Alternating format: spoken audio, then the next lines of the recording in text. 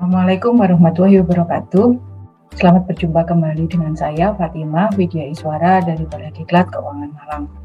Di video kali ini masih akan membahas mengenai materi yang berhubungan dengan bela pengadaan, di mana di dalam materi ini saya akan membahas mengenai bagaimana proses pembukuan bendahara pengeluaran untuk belanja yang dilakukan melalui bela pengadaan.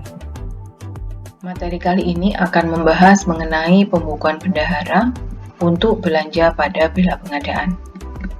Seperti kita ketahui bahwa mekanisme pembayaran belanja pada bela pengadaan bisa dilakukan dengan cara membayar secara tunai atau menggunakan kartu kredit pemerintah. Contoh pembayaran yang dilakukan secara tunai adalah dengan menggunakan virtual account, transfer, internet banking, dan lain-lain. Sedangkan untuk pembayaran dengan kartu kredit pemerintah, maka pembayarannya menggunakan kartu kredit yang diterbitkan oleh bank pemerintah. Lalu bagaimana proses pembukuan untuk masing-masing metode pembayaran? Seperti kita ketahui, pembukuan bendahara menggunakan buku-buku sebagai berikut. Buku yang pertama adalah buku wajib bendahara yang biasa kita sebut dengan buku kas umum atau BKU. Kemudian buku pembantu. Yang pertama adalah buku pembantu yang menunjukkan asal uang yang disimpan pada rekening bendahara pengeluaran. Yang pertama adalah buku pembantu UP, kemudian buku pembantu LS, yang ketiga buku pembantu LS bendahara, dan yang terakhir buku pembantu lain-lain. Selain itu juga ada buku pembantu yang menunjukkan lokasi penyimpanan uang. Buku-buku pembantu yang menunjukkan lokasi penyimpanan uang ini meliputi buku pembantu kas tunai, buku pembantu bank, buku pembantu BPP, dan buku pembantu uang muka. Selain itu, ada buku yang digunakan untuk mengetahui saldo terkini dari masing-masing akun yang kita sebut dengan buku pengawasan anggaran belanja atau disingkat BPAB. Nah, sekarang kita akan melihat bagaimana proses pembukuan untuk masing-masing mekanisme pembayaran. Kita lihat untuk mekanisme pembayaran yang pertama, yaitu jika belanja pada bela pengadaan ini pembayarannya dilakukan secara tunai. Bagaimana proses pembukuannya? Di sini dapat kita lihat bahwa ketika terjadi transaksi pembelian, maka pada buku kas umum atau BKU akan dilakukan pengkreditan atau pengurangan. Selain itu, untuk buku pembantu yang juga akan dilakukan pembukuan adalah pada buku pembantu bank dan buku pembantu UP. Buku pembantu bank akan dikredit, buku pembantu UP juga akan dikredit. Karena memang terjadi pengurangan dari rekening yang ada di bank. Mengapa buku pembantu UP juga dikredit? Karena uang yang digunakan untuk membayar transaksi pembelian tersebut adalah menggunakan uang yang berasal dari uang persediaan atau UP. Selanjutnya, ketika terjadi belanja ini berarti sudah ada pengurangan atas akun tertentu yang digunakan untuk belanja. Ini artinya akan mengurangi saldo dari akun yang sudah digunakan tersebut.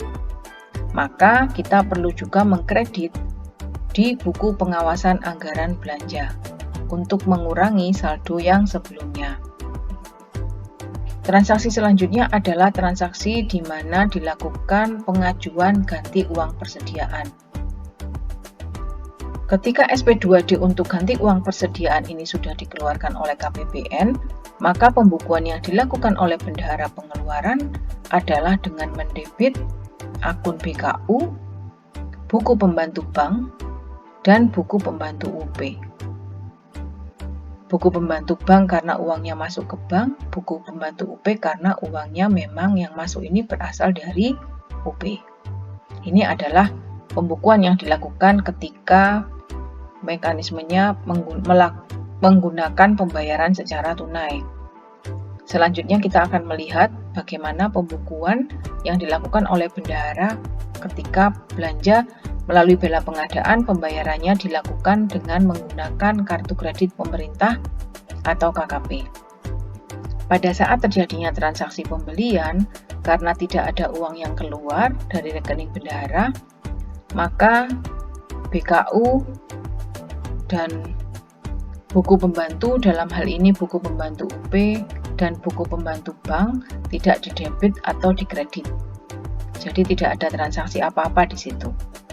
Yang dilakukan pengurangan atau pengkreditan adalah buku pengawasan anggaran belanja. Mengapa?